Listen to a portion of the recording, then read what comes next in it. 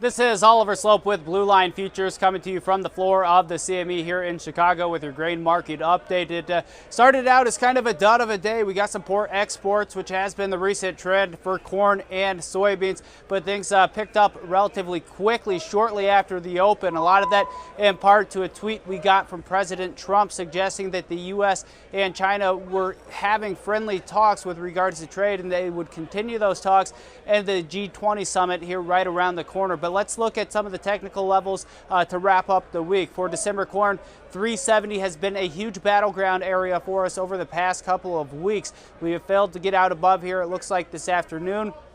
But really right in the middle of a 2-week range, 360, 370. We like the buy side here. If we can reclaim ground above 370 on a closing basis, I really think that opens the door for funds to extend their length in this market and press us a little bit closer towards that 378 level. Now, onto the soybeans. That's where a lot of the action has been this afternoon. 880, massive line in the sand. This represents a 100-day moving average as well as a 50% retracement from the end of July highs to the contract lows in September.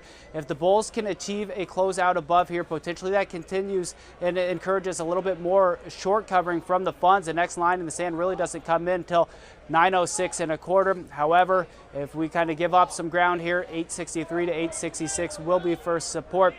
It is encouraging to see that this tweet wasn't just a flash in the pan. A lot of times you get that 15-minute reaction. Market held strength relatively well throughout the afternoon, but it's going to be important price action and Friday session that I think sets the tone for next week's trade.